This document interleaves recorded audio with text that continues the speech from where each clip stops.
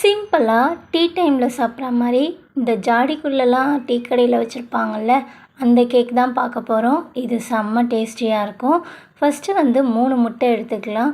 3 முட்டையை வெள்ளைக்கருவு தனியாக, மஞ்சக்கருவு தனியாக எடுத்து வச்சுக்கோங்க. உடச்சி தனியாக எடுத்து வச்சுக்கோங்க. ஃபஸ்ட்டு நம்ம இது ரெண்டையுமே தனித்தனியாக பீட் பண்ணி எடுக்கணும். ஃபஸ்ட்டு வெள்ளைக்கருவை பீட் பண்ணிக்கலாம்.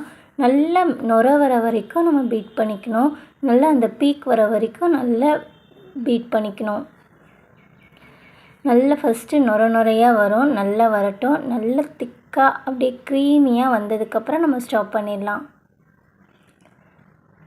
எடுத்து பார்த்திங்கன்னா விழவே கூடாது. அந்த அளவுக்கு நம்ம பீட் பண்ணிக்கணும். இப்போ பாருங்கள், நான் எடுத்து காட்டுறேன்.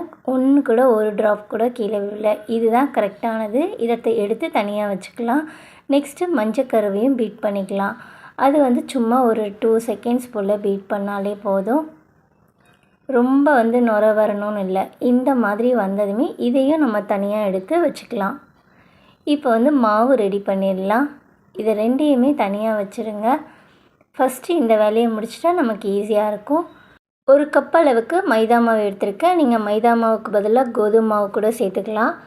மைதா மாவு நல்லா அந்த கப்பில் ஃபுல்லாக எடுத்துக்கோங்க. இது கூட 1½ டீஸ்பூன் போல் பேக்கிங் பவுடர் மட்டும் சேர்த்தா போதும்.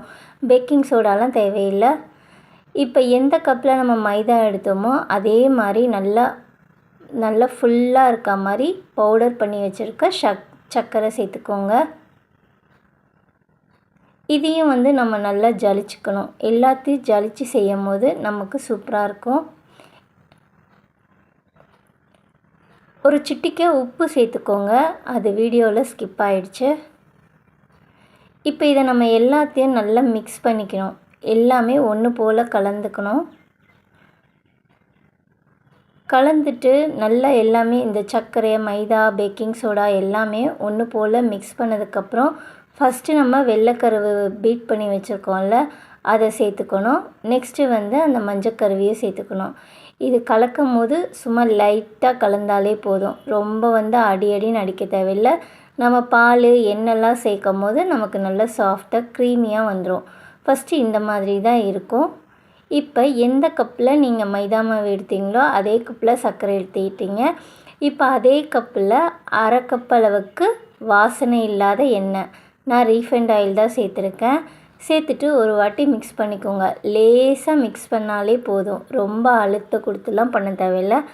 இப்போ எந்த கப்பில் நம்ம மைதா மாவு தான் அதே கப்பு 1 கப்பு ஃபுல்லாக பால் சேர்த்துட்டு ஸ்லோவாக ஒரு ஒயர் விஸ் வச்சு மிக்ஸ் பண்ணிங்கன்னா கொஞ்சம் கூட கட்டி இருக்காது. கரெக்டாக நமக்கு கலந்து ரெடியாகி சூப்பராக வந்துடும்.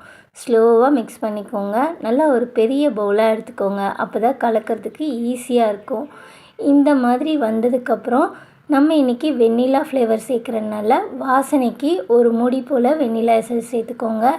சேர்த்துட்டு நல்லா மிக்ஸ் பண்ணிக்கணும். நல்லா மிக்ஸ் பண்ணதுக்கப்புறமேட்டா இன்னும் கூட நமக்கு ஒரு 2 டீஸ்பூன் போல் பால் தேவைப்படுது. மிக்ஸ் பண்ணிக்கோங்க. சேர்த்து எடுத்து பார்த்தா இந்த மாதிரி இருக்கணும். இப்போ நம்ம ரெடி பண்ணி வச்சுருக்க டின்னில் இந்த மாவை சேர்த்துக்கலாம்.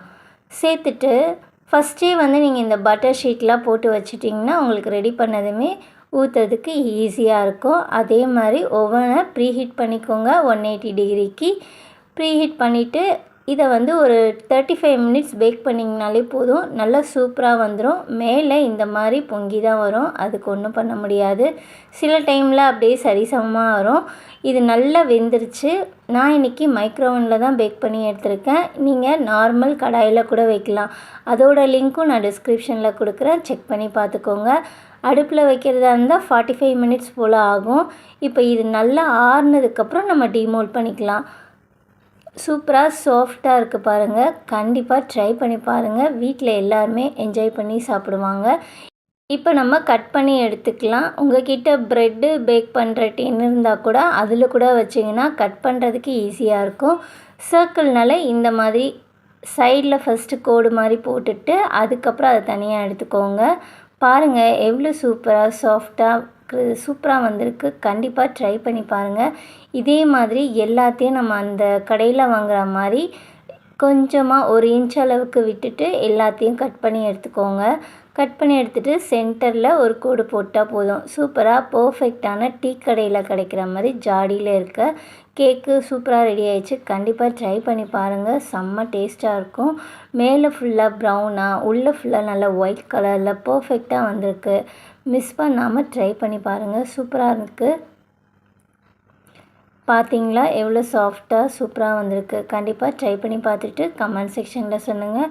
இந்த வீடியோ பிடிச்சா லைக் பண்ணுங்கள், ஷேர் பண்ணுங்கள், அப்படியே சப்போர்ட் பண்ணுங்கள், சப்ஸ்கிரைப் பண்ணிக்கோங்க. நெக்ஸ்ட் ஒரு வீடியோவில் பார்க்கலாம்.